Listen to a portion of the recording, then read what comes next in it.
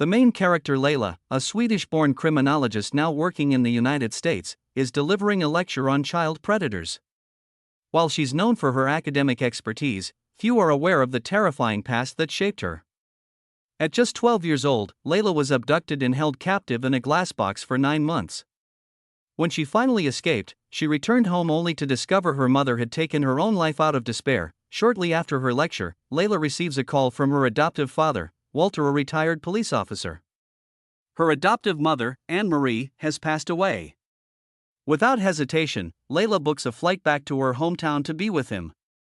She intends to stay only until the funeral and leave the following morning. Though Walter tries to put on a brave face, Layla can see he's devastated by the loss of his wife. That night, the two go fishing by the river, an old tradition where Walter mentions growing tensions in the town surrounding the local mine expansion. Many residents are unhappy about that. The next morning, Layla stops by the town bakery to pick up pastries for the funeral. There, she runs into a group of men from her past, one of whom casually refers to her as the girl in the box. The comment unsettles her, stirring up memories she'd rather leave buried. A lot of people come to the funeral, including Layla's former best friend, Louise, and her family. Layla notices Louise arguing with her husband. Said at the parking lot. Later, Louise tells Layla she's tired of being stuck in their small town and wishes she had a life like Layla's in America. Her daughter, Alicia, is the only thing that makes her happy. Before they say goodbye, Louise asks Layla to stop by her house the next morning before her flight. The next day, Layla prepares to leave and says goodbye to Walter. She stops by Louise's house and hears loud electronic music blaring inside. The door is unlocked. Layla calls out, but no one answers. She enters and soon finds Louise dead in the bathtub with her wrists cut. Horrified, she calls her father.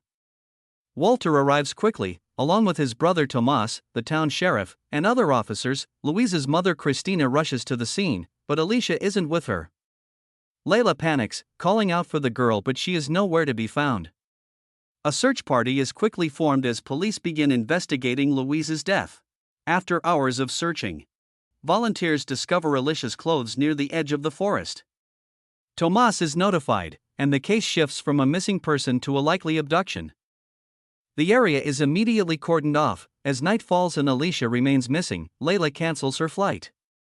She refuses to leave until she finds the daughter of her lost friend. While comforting a distraught Sed, Tomas arrives and asks him to come to the station. Confused and reluctant, Sed insists on staying to search for Alicia, but he's taken in for questioning. On her way home, Layla calls Walter, who explains why the police suspect Sed. Her worst fears seems to be coming true. Someone has taken Alicia. Layla suffers a panic attack as the memories of her abduction come flooding back and has to stop the car. The next day, the search for Alicia still continues. People in town start noticing a lot of dead birds and report it to the police. Meanwhile, Christina refuses to leave the police station, but Tomas won't tell her anything about Sed. At home, Layla has a nightmare about her old abductor and wakes up. She asks Walter if he opened her bedroom window while she was sleeping, but he says he didn't. Layla tells him she's going to stay longer to help search for Alicia. Walter asks her to help decorate Maria's grave, but Layla feels finding Alicia is more urgent. She convinces him to go with her to the place where Alicia's clothes were found. At the police station, Tomas keeps questioning Sed about his wife's death and Alicia's disappearance. Sed claims he and Louise were doing fine, but the police know he's lying. Louise had filed for divorce 6 months earlier, and the waiting period ends in just a few days. Tomas believes this may be why Sed killed her. When Layla and Walter visit the forest site, they notice Alicia's clothes were neatly folded, including the dress she wore at the funeral. Layla realizes this wasn't random.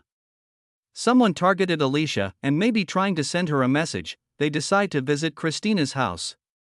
Layla asks if Louise had recently grown close to anyone, since child abductors often get close to the parents first. Christina can't think of anyone, but her housekeeper remembers someone. One of the construction workers who had worked at Louise and Sed's house seemed too interested in Alicia and had even filmed her. Layla convinces Walter to help her visit the man. At first, she suspects him, but he explains that he took the video to show his daughter, who's around Alicia's age. The girls were just exchanging funny videos. Layla asks to see them. In one of the videos, she notices Louise in the back talking to a man. He's not said, and they seem a bit too friendly. The worker says Louise often met this man while Said was at work. Later that day, Layla and Walter bring all their findings to Tomas. But to their disappointment, he doesn't take them seriously, which upsets both of them. Eventually, he reveals that Louise didn't die by suicide, she was drugged before her wrists were cut. This new evidence only strengthens his theory that Said killed Louise, and that he had a clear motive. While having lunch with Walter at a local restaurant, Layla runs into one of the search volunteers, a man named Martin. He's really into true crime and says he's read everything about Layla's case.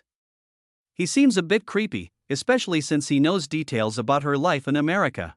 Said is quickly named the prime suspect for both the murder and the kidnapping. He's moved to a holding cell, but he resists, and Tomas handles him roughly. That evening, Layla is haunted by memories of her own abduction. She keeps having flashbacks and has to take one of her mushroom pills to calm down. Walter checks in on her and asks if she'll come with him to Louise's memorial service at the local church. At the church, people are whispering nonstop about the case, whether or not Said really killed Louise. Everyone wants Alicia back safely, but many are afraid she won't. The service becomes too overwhelming for Layla. She rushes out of the church and walks to the place where she was rescued years ago. She had escaped through the forest and made it to the road, where two women found her and took her to the police. Later that night, back at home, Layla watches old interview tapes from her case. In the video, Walter was the one asking her questions. He was also the officer in charge of her abduction case. Seeing her younger self describing the glass box and everything she went through brings her to tears. Just then, Tomas shows up at the door. Walter arrives home too, and Tomas drops a bombshell. He was the man having an affair with Louise. Layla and Walter are too stunned to speak. Tomas begs them to keep it secret and says he still wants to stay on the case. Disappointed and angry, Walter walks out of the house. Before leaving, Tomas asks Layla about her mushroom medication. Just then, an emergency siren goes off across town, telling everyone to evacuate. At that same moment, Christina receives an email. She opens it and finds a video of Alicia asleep. Thank you for watching. Subscribe and like for more videos like this.